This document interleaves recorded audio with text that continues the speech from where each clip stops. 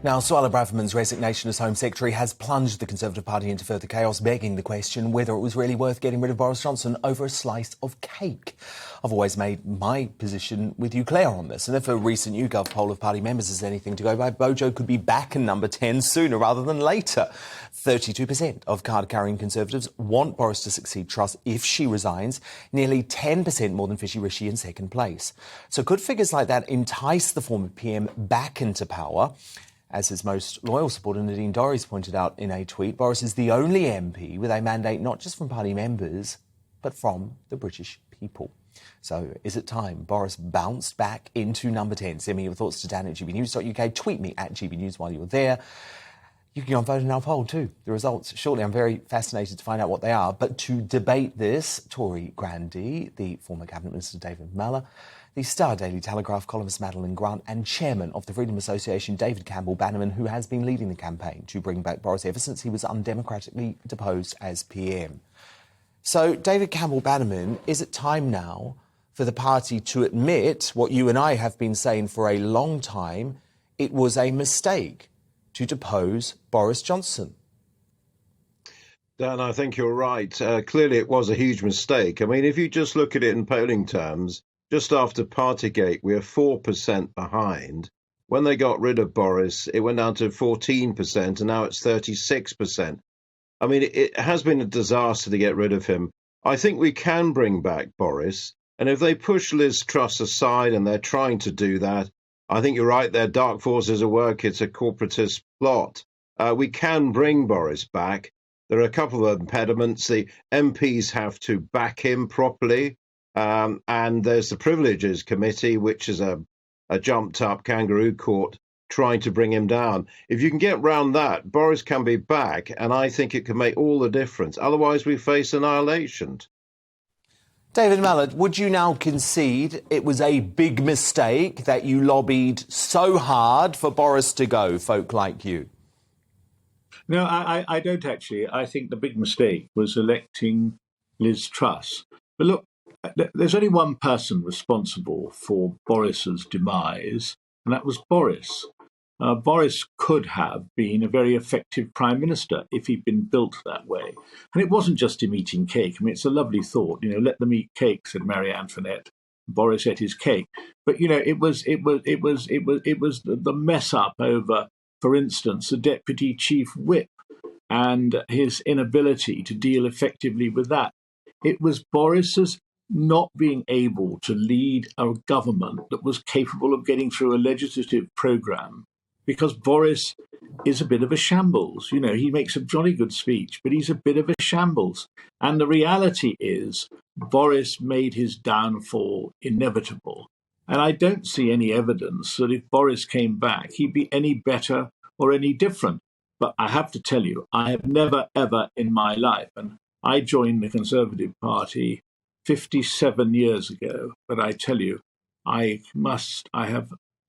just disgusted by the way things are at the moment. Disgusted. But that doesn't mean I think that Boris is perfect. You know, he isn't. No, and I want to talk to you a bit more, David, actually, about what we've seen tonight in Westminster in just a moment. But before I do that, let me bring the Daily Telegraph columnist Madeline Grant. And Madeline, isn't one of the key questions, I guess, whether Boris would even want to return now? I mean, he certainly didn't want to go, but could even Boris turn this around? Because it's looking like the Titanic at the moment, heading towards the iceberg. No, I don't really see. I mean, if I were Boris, I'm very much not Boris, but if I were Boris, I'm not really sure what the incentive would be. I mean, obviously, as I'm sure you will be discussing exhaustively tonight, the state of the Conservative Party, as David said, is quite unlike anything in recent or any history, really, of the Conservative Party in the last few decades. And I just had to ask, I mean, you know, what would induce Boris to even want to come back after being in the thick of it for some incredibly tumultuous periods of British history, having to deal with a level of personal political chaos that is, you know, totally unprecedented. And now he's finally away from all of that. and also crucially in a position to actually be able to make a lot of money, which has been a real problem for him in the last few years, not having enough money to fund his lifestyle. If Theresa May can rake in millions from giving after dinner speeches, you can be damn sure that Boris Johnson will be able to do that and then some. And I imagine that, he's got a young family. He's been through a lot of chaos recently. And why would you want to jump in and take over the Conservative Party at a time like now? I mean, I don't doubt that Boris might want to make a reappearance at some point to be the kind of, maybe like Grover Cleveland in the US in the 1880s, he could come back and do a non-consecutive term. But I don't really see why anybody would want to take up this poison chalice right now. You're right. Now, David, look, I was sensing from you, David Malladis, I was sensing from you a real anger and emotion. And that's a feeling that many Tory grandees have tonight. I want to play you this clip from the BBC earlier. This is the backbencher, Charles Walker, who has gone viral tonight for his visceral reaction to what is happening to your party. Watch. Do you think there's any coming back from this? I don't think so. But I haven't. I have to say I've been of that view really since two weeks ago. This is an absolute disgrace. As a Tory MP of 17 years, who's never been a minister, who's got on with it loyally most of the time, I think it's a shambles and a disgrace. I think it is utterly appalling. David Mallow, your reaction to that? Well, I feel his pain. I feel his pain. I think all of us feel pain about this. I mean, when you think, for instance, John Major, John Major's period in office was marred by the ERM.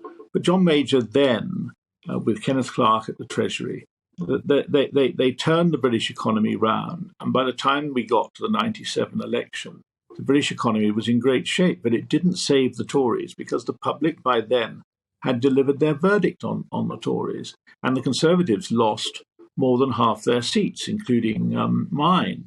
But I mean, I never felt we were a total shambles, but I think that what's happened here, I mean, they can't.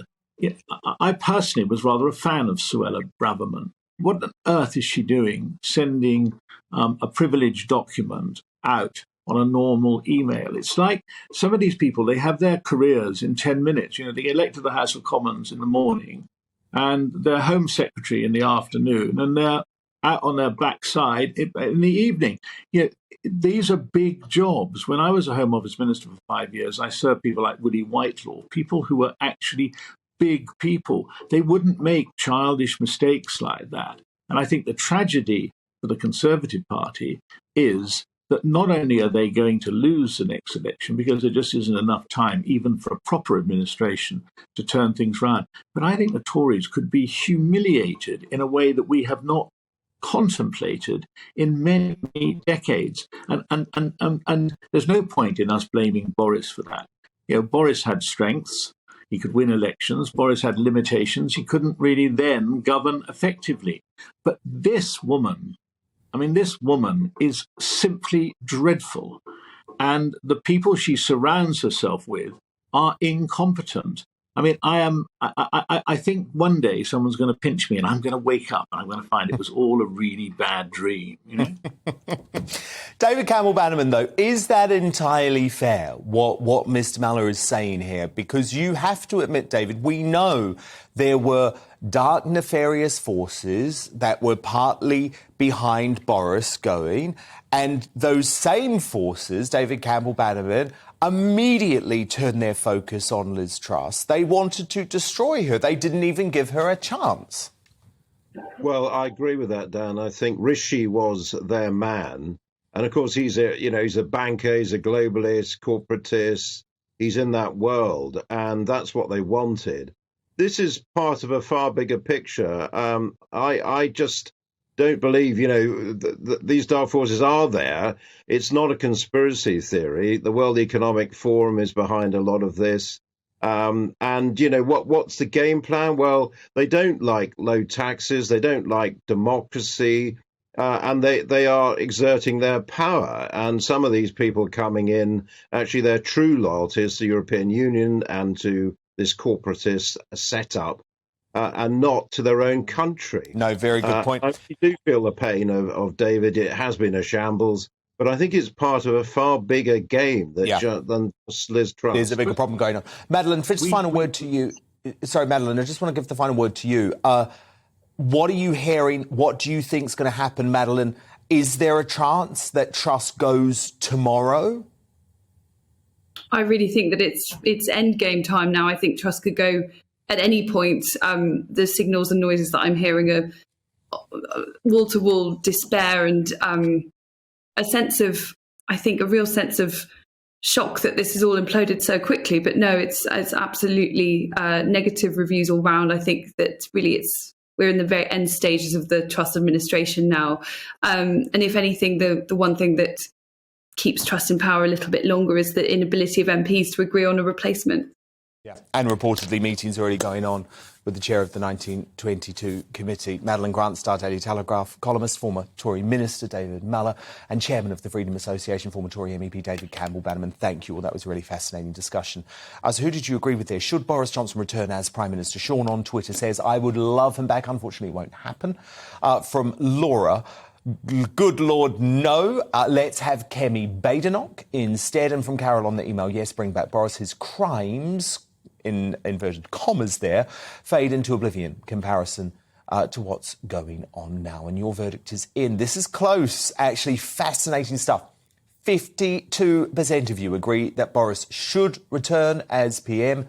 48% of you say they shouldn't. Very appropriate numbers, actually, for one of the men who delivered Brexit.